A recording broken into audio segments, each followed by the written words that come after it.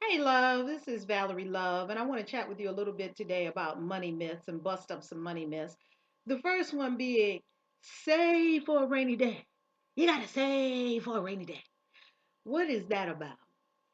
My grandmother, my mother, all the wonderful beings of light in my family, the wonderful, wonderful beings of light in my family, they used to say that. My father used to say that. Save for a rainy day. You got to save for a rainy day. And my grandfather used to say, don't let that money burn a hole in your pocket. And when I used to hear these things, I used to say, can somebody please tell me what y'all are really talking about? I don't understand this stuff. What are y'all talking? Don't let money burn a hole in your pocket. I was just young. I didn't understand that. Then they used to say stuff like, you got to pull yourself up by your bootstraps. Pull your I don't have bootstraps. This is such a conundrum. Can somebody speak English? So, we get all these messages when we're growing up. Some of the messages you probably understood. Some of the messages were just plain strange, incomprehensible, maybe. So, let's dispel some of those money myths. Number one, save for a rainy day. Dispel that. Do not save for a rainy day. Save for your wealth. Save for your well being. Save for your beautiful vision of a lovely life that's wealthy and wonderful and happy and rich. Yay! Opulent and lavishly abundant. Yay, save for that. Why does it have to be that you connect savings with rainy day? Rainy day, when I was a kid, nobody liked a rainy day. I didn't like a rainy day. And why am I going to save for that? I'm going to save for the day when it rains. And then what happens when it's rainy outside? Then I get to spend my money or something? How does this all fit together? It doesn't make sense to me. No, don't save for a rainy day. Save for your wealth. Save for your abundance. Save for your financial well being. Okay? Save and invest. All right. The next one. You got to pull yourself up by your bootstraps. Well, what the hell? Pull myself up by my bootstraps. Now, I'm not saying this to in any way disparage the wisdom of the elders because I do understand that the elders were giving us wisdom that maybe at my little mind couldn't comprehend. And I do also understand that that there is a tremendous amount of wisdom that the elders are passing down to us. Yet, also encoded in there is some generational lack and some generational myth that they got from their people, and they just kept passing it forward, passing it forward, passing it forward. And maybe it didn't really work for them, but they're hoping that it'll work for you. Well, that save for a rainy day thing, I don't like it. It doesn't register well in my subconscious mind. That's why I never did it. Saving for my wealth and abundance, yeah, that feels good to me. Saving and investing for wealth, yeah, that feels good to me. So that's what I do. That feels good for me. Next, pull yourself up by your bootstraps. Well, sometimes you can't do that. That is just the truth of the matter. Sometimes you've fallen I've fallen and I can't get up. You ever see that commercial? I've fallen and I can't get up. That happens. Sometimes you fall and you can't get up. That's why you have a support system. You cannot always pull yourself up by your own bootstraps. Sometimes you require support. You call a friend for a prayer. You call a coach for a supportive coaching session. You call a minister for some inspiration. You go to church. You call a family member. If you don't have any of those people in your life, call me. Hey, go to my website, valerielove.com. There's a ton of inspiration there. Like, you cannot go there and read 10 or 20 things there or watch 10 or 20 videos there and not be inspired. That's the goal. That's the intention, to inspire the world. I'm here to inspire you. So there's support that you require. So pull yourself up by your bootstraps, though it sounds nice and strong and hardy and you can do it, you got to do it, you got to do it yourself. Though it really is, I think, designed for you to take self responsibility, it could tip you over into the land of, I got to do it all by myself, isolation, don't want to ask for help, blah, blah, blah. I used to live in that land. I had an S on my chest. I can do it myself. If I want it done right, I got to do it myself. Got that one too? If you want something done right, you got to do it yourself. That's not true. And I don't know any rich people that have that thought. Because let me tell you, as soon as Richard Branson, I read something about Richard Branson. I love his particular brand of wealth and I love the way he wears his wealth. So I study him. Richard Branson said, um, I get an idea. He said, and then I go out and find the smartest people I can find to implement that idea. Wow, what a brilliant concept. He doesn't do everything himself. He doesn't pull himself up by his bootstraps. Every time he gets an idea for a new company, he has over 300 companies. Every time he gets an idea for a new company, he assembles a team. He said that knows that's smarter about those things than I am. If he wants to open a bank, he goes and gets the best bankers and he hires them. He pulls them together as a team. He doesn't even have to know how to run a bank. Uh, Run a bank. You don't have to know those things. Get a team together. Okay. So this whole idea of do it yourself, pull yourself up by your bootstraps. You have to do it, and you're gonna have to do it all by yourself, buddy. That is very, very, very debilitating. The next one I got that's closely akin to that is um, don't ask nobody for nothing. Now, my mother was so serious about this that when we went to somebody's house, if we asked for something, my mother, whoo, that would be a beatdown.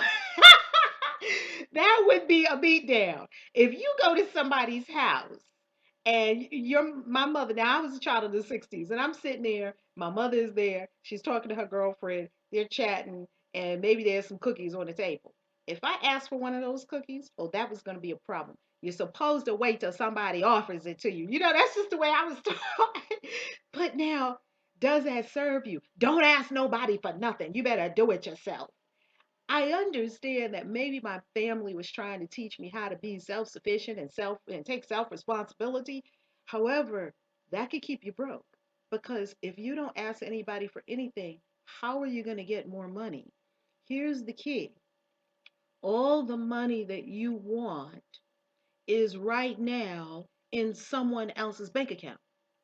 How are you going to get it from them if you don't ask them? Don't you want more money? And isn't that money already in existence? And isn't that money currently in the possession of someone else?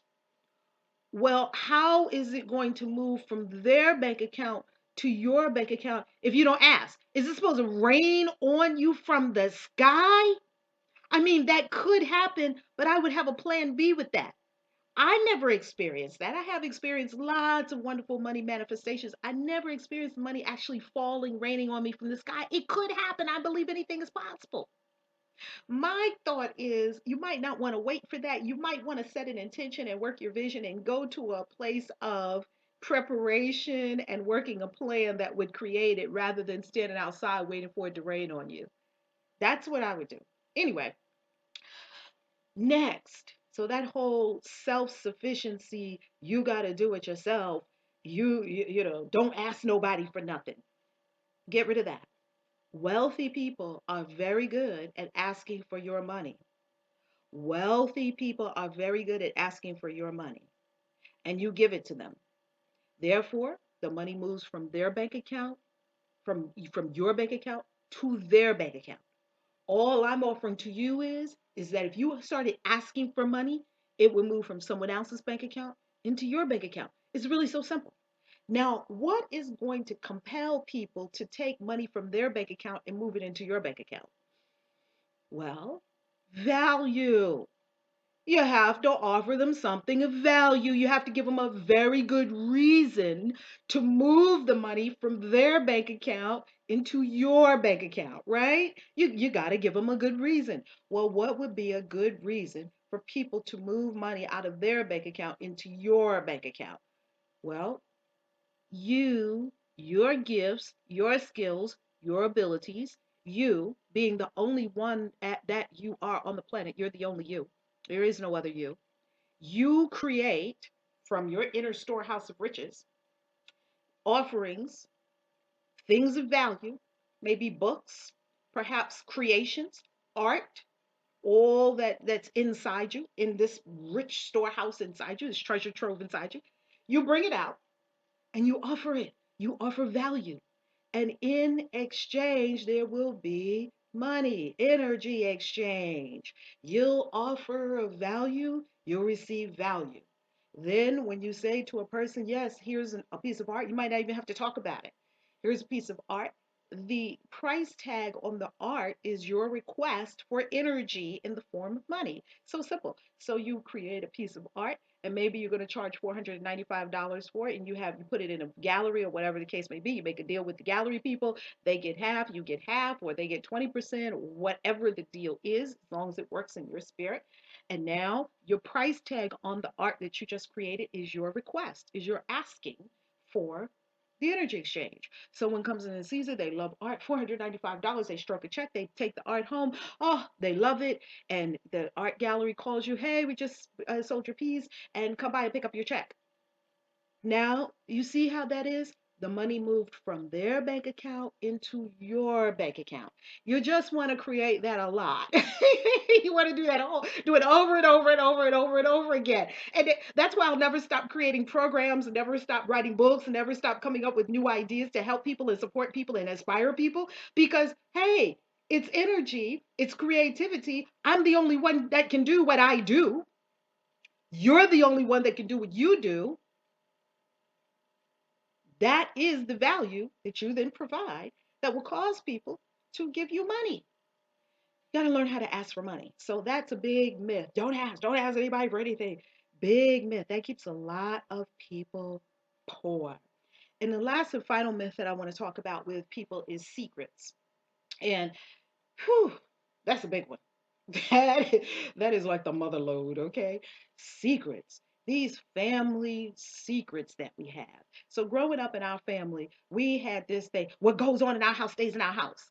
I think that's where eventually we got that whole Vegas thing from, because we all wanted to have a collective place where we could go do our sins in Sin City and know that it's all going to stay there under the lights and covering of Vegas. And then we could leave and go somewhere and be completely divorced from that. I mean, that doesn't even work, but that's what we think, okay?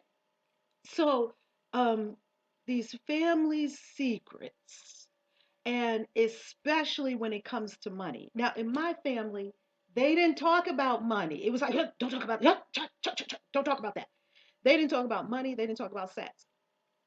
Well, how are you not going to talk about two of the most important things in life and expect me to figure out some kind of profitable, beneficial way to work this thing? I mean, you're not talking about sex, you're not talking about money. This is what my grandmother told my mother about sex.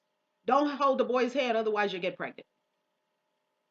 Don't hold the boy's hand, otherwise you'll get pregnant.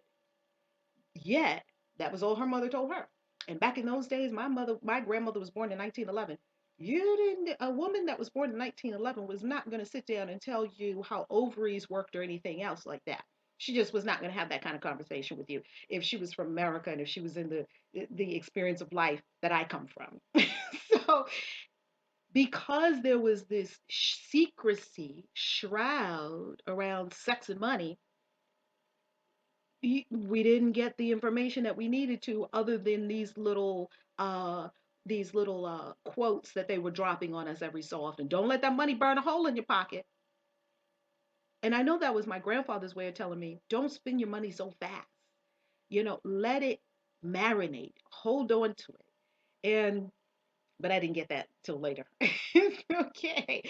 So the secrets around money, not talking about money, not talking about bills, keeping everything stuffed in a drawer, hidden or behind, or that whole secrecy. Well, if it's secret, we can't do anything to heal it, to expand it, to make it better. It's secret. Let's bring all the things out of the secret, out of the drawers. Let's bring your finances in front of you to the light and at least look at them. I tell you one thing, when I was a financial planner, clients used to come into my office, I kid you not, with shoe boxes of unopened mail. Wow.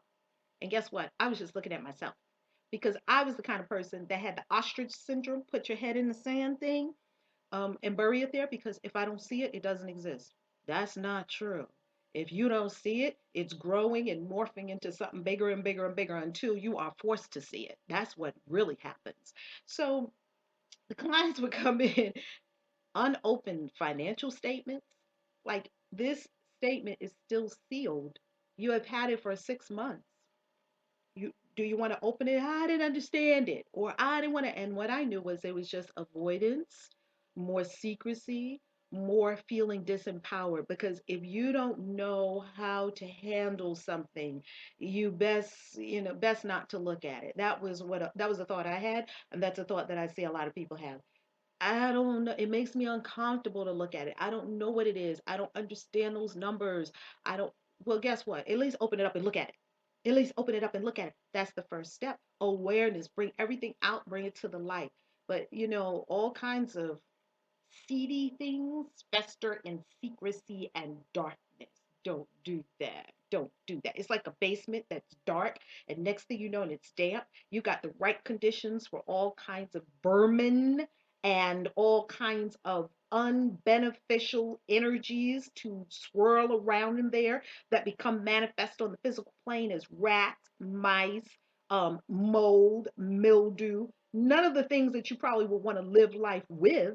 And all of these things are created by the creator in their appropriate space, not in your house and not in your financial house. You don't want to have rats, vermin, mold, and mildew in the basement of your financial house. That's not cool, boo. No, don't do that.